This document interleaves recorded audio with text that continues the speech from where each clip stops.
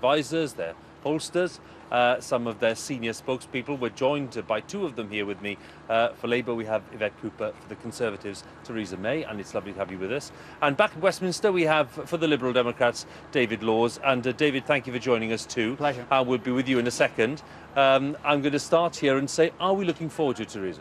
Oh, absolutely. I mean, you said earlier, Hugh, that it's a really significant moment in British politics. We are making political history tonight. Sorry, we're not making. Those three leaders will be making political history tonight. And I think there's a great excitement about this. Nobody's quite sure the impact it's going to have on the campaign. But what I do hope is that this is going to be a good example of how we can open politics up to people and make it more accessible for people.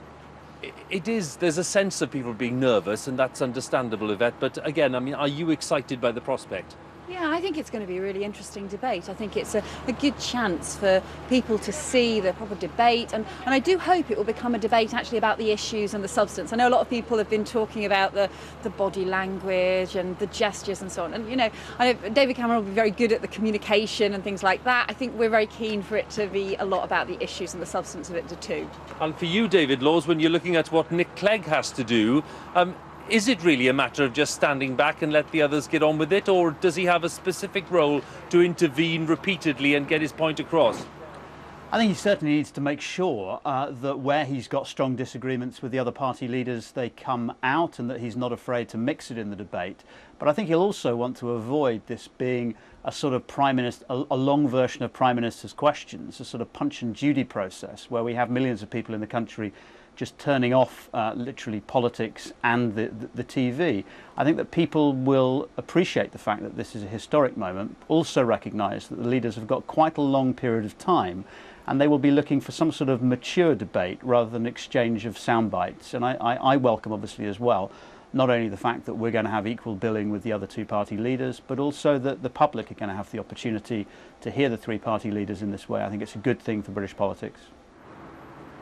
As we prepare for this, I mean, it's understandable that people try to, what would I say, manage expectations in some kind of way. Yvette did it very politely there when she said, David Cameron, of course, is a good performer, but we're hoping that Gordon Brown will get across the main points of policy that he wants to get across. How much of a concern is that right now, given that they have to make an impact, not just in terms of their ideas, but also in terms of their personalities? Well, I think, I mean, you're right that there has been this sort of thing about expectations. I mean, I find it extraordinary that there seems to be this expectation that Gordon Brown is somehow the underdog, which, you know, given that he's been Prime Minister for 3 years, at the heart of British government for 13 years, been on the world stage, used to pressured environments, I don't think that's quite the sort of what we could describe him as. He's an underdog in the polls, isn't he?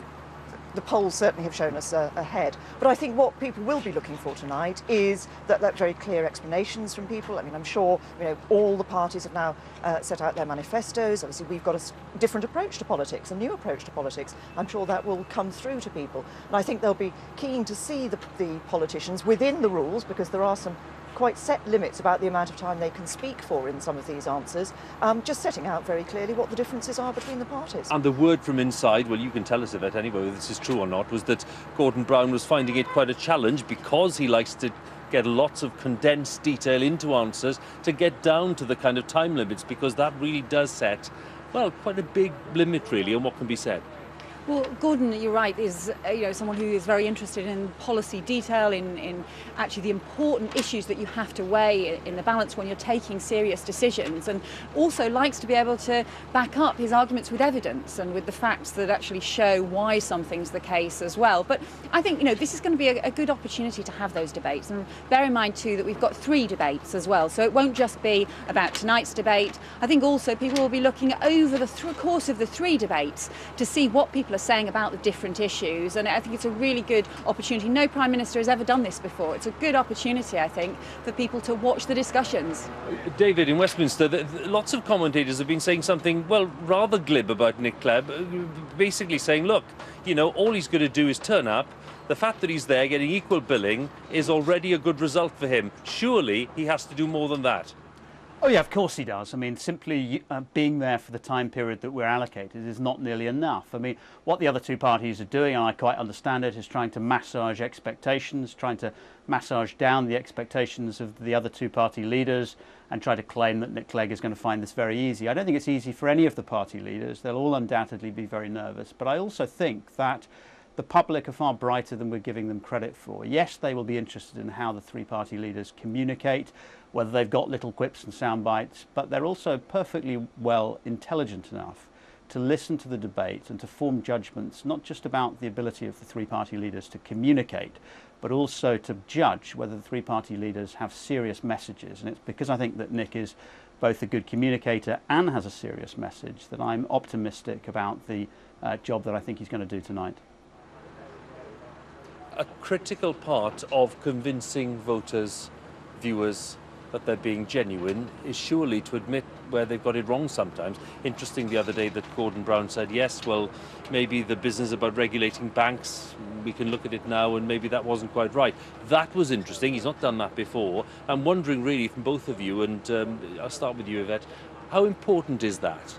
The fact that you can be open enough to say, I got a few things wrong, because traditionally politicians are very reluctant to do that. Yeah, and Gordon has done that when, I mean, you're right to talk about this week, but also when we had difficulties around the 10 pence tax and so on. So I think you have to obviously do that, but also to talk about, well, what are the big challenges of the future? What are the issues where I think Gordon Brown took the right decisions, and thank goodness he did, when we saw the banks really going into meltdown just 18 months ago. And I think if we hadn't had those decisions being taken at that time, I think the country would be in very serious trouble right now. So, you know, I hope those are issues that get debated. Perhaps not tonight. I think tonight they're going to be concentrating particularly on public services, but you know, ultimately I think the decisions that Gordon's been taking about the public services are really important, and the question is, can you debate those big issues and be honest and be straight about them? And I think that's what Gordon will do. Theresa?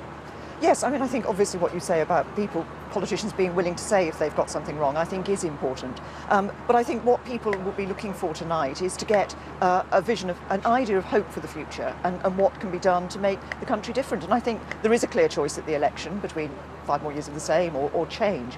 I think that will come out in the sort of policies that are being discussed tonight. But it's right to put a focus on issues like public services, and I'm sure that the audience and the viewers who will be watching will be looking out for the clear differences that I'm sure are going to come through with all the parties.